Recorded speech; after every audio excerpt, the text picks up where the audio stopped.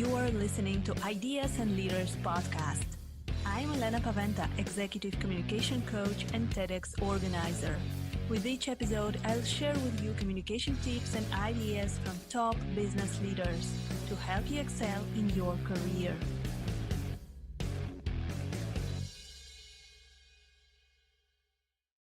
Welcome to the next episode of Ideas and Leaders podcast. Today, my guest is Maureen Mwangi. She's a brain growth expert. She's specializing in launching and scaling brands. And today we're going to speak about different marketing strategies for product-based businesses and many more interesting things. Hi, hi Maureen. It's great to have you here. Hey Elena, how are you doing? Thank you so much for having me. I'm so excited to have this conversation with you today. It's great that you're here, Maureen, because you have an amazing experience and an amazing story. Can you please share with us your entrepreneurship journey? How did you get to where you are right now? That's a great question. So I would say my entrepreneurship journey started at the dinner table with my parents many, many years ago when I was about 5 years old. So I grew up in a family of entrepreneurs. Both my mom and my dad run a hardware and appliance company. And every single time they would constantly talk about their businesses. So my fascination in entrepreneurship and business started then. And what really inspired me a lot was the fact that my parents constantly talked about the struggle with branding and marketing. And I really couldn't understand what that meant because to me, entrepreneurship was getting up, going, selling, and making money. So when I got into my college education, I decided that I wanted to pursue a bachelor's in finance. So I did a bachelor's in finance because I wanted to really learn the intricacies and the math behind business. Then soon after, I realized I had a fascination for numbers and data and quickly pivoted into higher education in master's in business analytics. Soon after, I got the opportunity to really get an understanding of how data influences decision making for large corporations. And that's how I landed in the Nielsen company, where I did a lot of data analytics. And soon after, landed with the brands that I've worked with in my corporate career. So halfway through my corporate journey, I really understood what it takes to scale a business, to build a brand, how to market. And 3 years ago, I decided to start my business. I started my company literally as I was working full time. So I started it as a part time side hobby, like they would say. So I would spend 2 hours a day, every single day, just really building this up. And I took a plunge just a year ago to run this company. And here I am today. Wow, you have a very interesting journey. So you were in the corporate world, and currently you are an entrepreneur, helping other entrepreneurs to scale their businesses. So is when I was doing my PhD research some years ago, I was exploring the behaviors of entrepreneurs, and one of the factors that always influences success, entrepreneurial success, turned out to be entrepreneurial family. And you said that both of your parents, they were entrepreneurs, and I'm always thinking how me being an entrepreneur will influence my daughters as well, always constantly seeing me doing something day and night. So how do you think how your parents influenced your career? Did you want to be like them from the very beginning, or what was the influence of your entrepreneurial family? I did. I actually did want to be like them, and I aspired to have their leadership skills. I aspired to create something like what they created. And funny enough, there's so many non-tangible skills you learn from your parents that influence who you become. And my parents really instilled in me thinking outside the box, grit, perseverance, always asking why. So even in my corporate experience, how I operated was very different according to what my manager would tell me, because I was very innovative. And the innovation came from my parents, because it's in entrepreneurship, you're creating. So my parents were always coming up with ideas. So I always come up with ideas when I have my creative juices flowing. So that's what I would say really influenced my, that's how my parents really influenced my entrepreneurship journey. And it's amazing to leave that right now, because I am seeing how the non-tangible skills that they taught me are really driving the success of my business and also the success of my own personal development. Yes, this is those non-tangible things that help us a lot in business, right? Absolutely. Yeah. So Maureen, you're specializing in product-based businesses. So what are the most important strategies, marketing strategies, and sales strategies that you usually recommend to product-based businesses, and what can we recommend here right now to our listeners? That's a really great question. I think the number one and the most important thing, if you are running a product based business, is really to shift your thinking from product to brand. It's to shift your thinking from product to brand to being brand to product. What do I mean? When it comes to the product space, what people often buy is the brand. So branding is why people will buy you. Marketing is how people will find you. So solidifying your branding strategy and your brand experience will be important to the success of your product-based business, as well as the longevity of your business in the long run. Okay, so let's kind of sum up what should we focus on. So I would say number one, focus on building a brand. Okay, building a Focus, brand. yes. Second thing is focus on building a community. And when you build a community, you're building loyal customers that will constantly buy you. The third thing is focus on being the voice of your customer. What do I mean? Understand your customer in and out, understand their lifestyles, understand what it is they truly want, and create products and build a brand around what they're seeking and they're desiring, because that is what they're actually going to buy. Perfect, perfect. So building a brand, building a community, I really love it. And you're saying that product-based entrepreneurs need to know their numbers. What does it mean for you, and why it is important?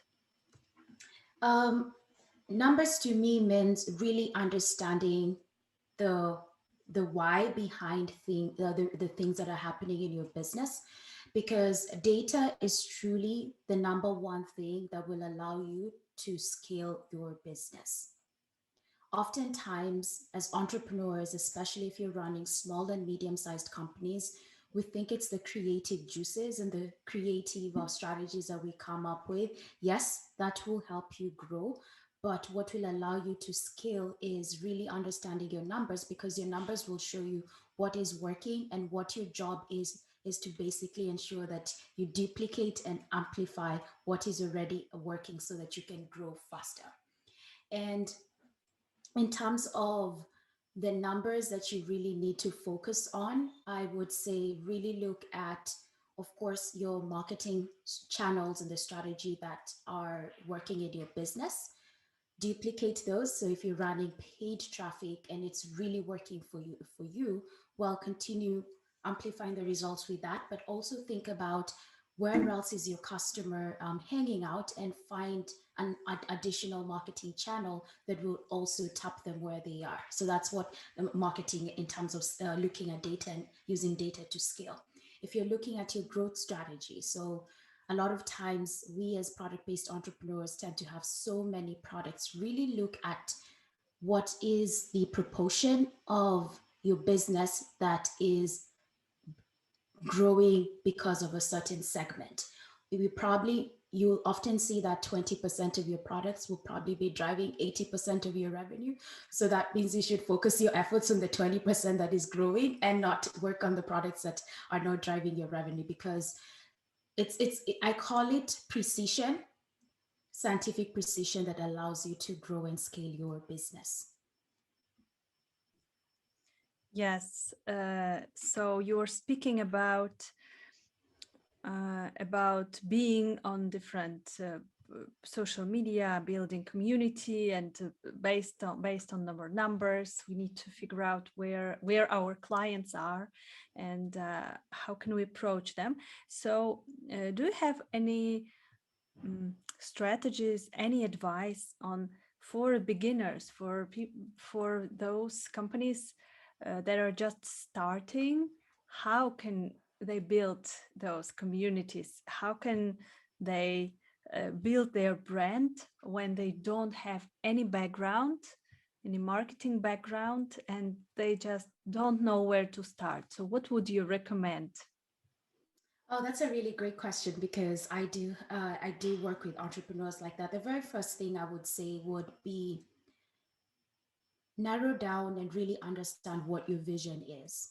Because when you're starting a business, especially a product-based business, you really need to understand where you're going and what's your long-term vision and your strategy for that, because that's the number one thing that will anchor you. The second thing that I would encourage somebody to do is to find a category. So what by categories I mean, is it skincare, hair care, jewelry? Find a category that you really enjoy uh, shopping, doing, like you're really, really passionate about, because that's the passion and the desire is what will keep you in the game.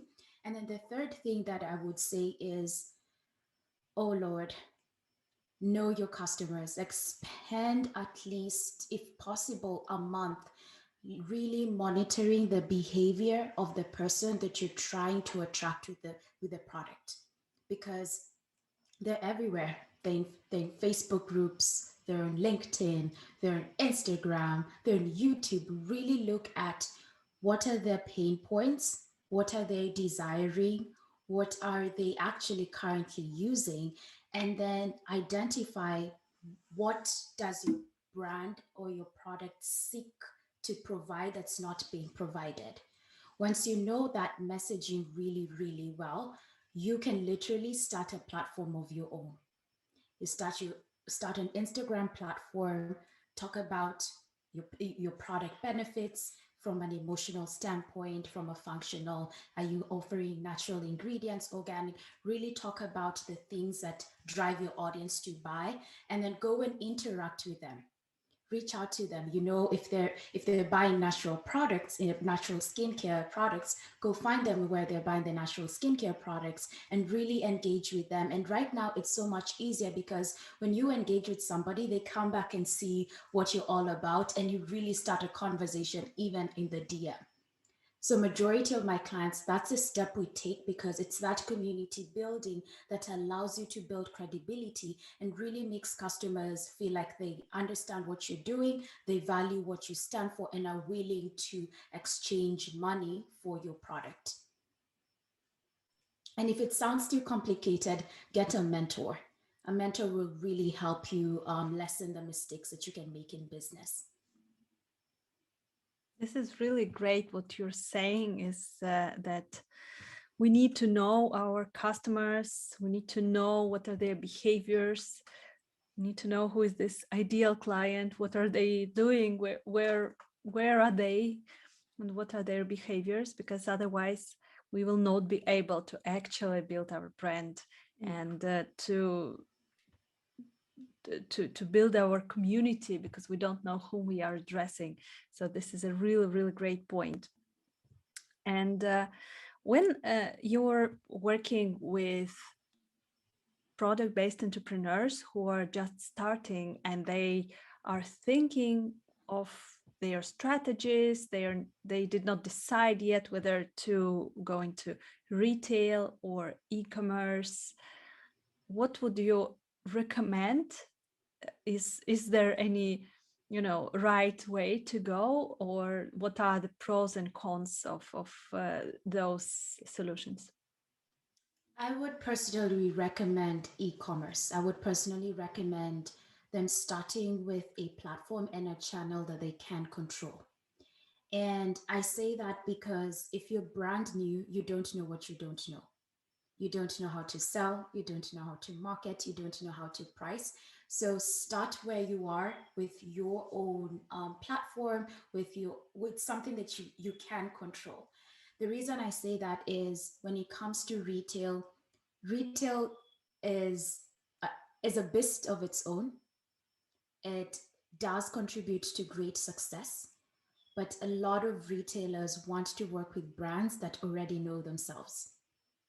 So if you're starting off, this is a whole new territory. So learn how to build a business, build a brand, run a team, scale an organization, and then think about adding retail as the second platform, as an alternative channel for sales.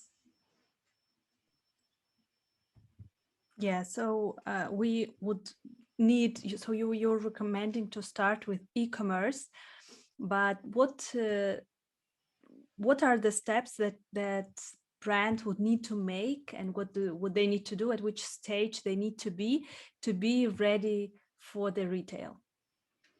Oh, that's a really, really good question. I think that's a personal choice.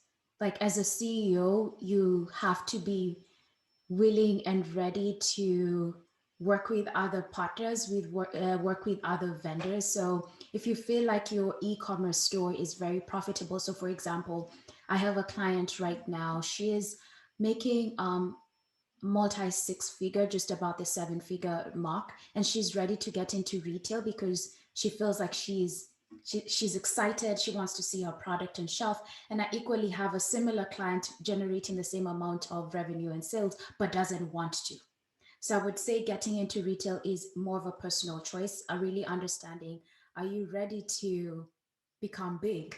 Are you ready to build a scalable company? Are you ready to have partners? If you are ready, then what you need to do is ensure that from a pricing strategy, pricing standpoint, your pricing is accurate, that you will be profitable still in retail. The second thing is you have to ensure that your packaging matches retail packaging. Third thing is you have to ensure that you have the capabilities. And what do I mean by the capabilities? Your business can support the demand that retail will require. And then the other fourth thing that I would say to ensure that you're ready for retail would actually be the systems in place. The systems in place. Think about how are you going to distribute it directly to the retailer? Are you going to drop ship? Are you going to want the retailer to warehouse? Just think about your systems in place in order to do that transaction or that engagement. Perfect. So yeah, now we know what we need to do. To that, first we start with e-commerce. When we have all those things in place, then we can start thinking about the retail. And I uh, I think that also a lot is in our minds, and we need to kind of allow ourselves to go big. I am currently reading a book called The Big Leap. Yes, I actually am reading that book as well. Oh, you see, this is not a coincidence that we are speaking today. Yes. And this book is just amazing. And I think that it is very important to go through your barriers, not only to have all the systems in place, but also to be ready to go big. Because as you said, someone is capable of doing more, is capable of doing seven figures, but they are fine with doing six figures and they feel comfortable with this. And this is their choice. So I think that this is another critical element that I would add to this Yes, puzzle. absolutely. Absolutely. Because at the end of the day, the success will be dependent on you, how you manage the growth, how you manage the personal development that comes with scaling. Because if you don't succeed during that phase, you're going to sabotage the success you've already had. So, like I say, business is personal development on steroids. So, are you ready for that? Yes, absolutely, absolutely. So, Maureen, you're teaching entrepreneurs the strategies of big brands, and I know that you have a big corporate experience, and you've worked with big brands. So, what big brands know that beginners don't know? What can we learn from them? Number one thing, and I did share this at the beginning, big brands know their customers in and out. They are the voice of their customers. They do everything for their customers. They they create all the products that their customers want. Market research is like the number one element that drives success of their brands. So if we as entrepreneurs embodied that, we would just scale significantly. And the reason I'm saying that is because as entrepreneurs, especially when we are starting, we often think that we just need a product. As long as I have a product, I can sell. But if you don't know who you're selling it to, how are you going to sell? But the big brands come up with an idea, and the first thing they do, mark my words, they go and validate if that idea they have would succeed in the market and if customers actually want it. And if customers, based on research, say that they don't need this, it's not anything that they would incorporate in their life, trust you me, they will not launch it. So at the end of the day, it's really understanding your customer. And if you don't have the budget to do market research, spend time, like I said, listening to the people you're trying to target. Because in one way or another, they tell you what they like and what they don't like. And in the age of social media, information is out there. It's free for us to go and dissect. So really, really, I would highly recommend sitting down and understanding your customer and if they truly need this. And if they don't, and if it's something that's already in the market, really think about how can you position this product to be deemed as a need for them, to seem like it's going to fit into a niche. Because if you can position your brand as a need and not a want, people will buy. Because at the end of the day, we buy the brand. And as a business owner, we have to have that conviction so that our potential customers can see it with us and truly believe it and then buy. Yes, I really love this concept that big brands, they know their customers 100%. And I also heard that some big brands, they even created the new customers. They invented the new type of customers. Like, for example, Starbucks created this whole lifestyle of working in the coffee shop, sitting with your coffee. And we didn't know that it was possible before, but then the big brand told us that we can do this, and we are doing this. Or Airbnb, for example, created this image of a kind of traveling global citizen that can live here for a week and here for a week. And now we have those people that they came up with those personas, and we can feel that, oh, maybe I am their customer indeed. So I Exactly. really love it. So, Maureen, what would you recommend to the product-based entrepreneurs who are just starting and they don't know much. They have a lot of things to do. Uh, what are the basics? Let's like sum up what we discussed and name the basics of how to start. So first of all, we need to know the customer, right? Make research. What next?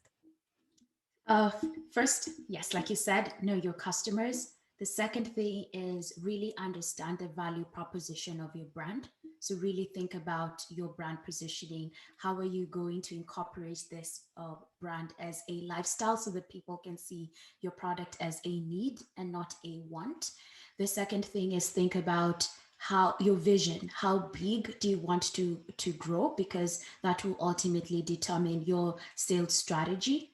Of course, you're going to start with e-commerce, but over time, if you want to become bigger, think about adding alternative channels like wholesale. Think about adding alternative channels like vendor events, trade shows, but that is always anchored on your vision, because when you have a big goal, you have to behave and become like the person who has already achieved that big goal. And then the third thing is really identify one marketing channel and platform that you're really going to find your customers, engage with them, and sell and market and sell your product. Those are the four tactical and practical things. However, I really do want to talk about one thing that a lot of people really miss out, and it's confidence. When it comes to starting a business, you're going to face a lot of ups and downs because you don't have the confidence that this thing is going to succeed because you've not done it before. But my greatest piece of advice is I really want you to rely on your self confidence. I want you to rely on the belief that you can do this, that you can create this, that you can build it. Anchor yourself on that belief and behave like the person who already has the confidence. Because sitting down and waiting for the confidence to come up is not going to happen because you've never done it before. Your brain has no frame of reference. But as a piece of advice from me to you is anchor yourself on the belief that you can do it, and then behave like the person who's already confident and has already achieved that, because that is what's going to help you create the brand that you want and really build a business from the ground up. Yes, that's a perfect advice. And I'm, as a communication coach, I'm working with a lot of people in business professionals and entrepreneurs who are lacking this confidence in speaking up. So because I'm working with mostly with in the audience, in the area of speaking and leadership, and I can see that the fact that they have those barriers, it is also limiting them in business and in their careers. So they are uh, lack of belief in themselves. It stops them from achieving the next step in their career. So here I'm absolutely with you that we need to work on ourselves, to work on our self-confidence. And if we can get a coach or a mentor like yourself, business mentor, then it is great. Then if we are not ready for a mentor, then maybe it is a good idea to read some books, to listen to some podcasts, and actually to work on your own self-development. So I would really recommend to work on this aspect as well. So thank you very much, Maureen, for being here with us today on Ideas and Leaders podcast. If our listeners want to contact you, to write you a message, where can they find you? They can find me on my website. I would highly recommend people to go to www.startwardconsulting.com. It's STARTWARD consulting.com.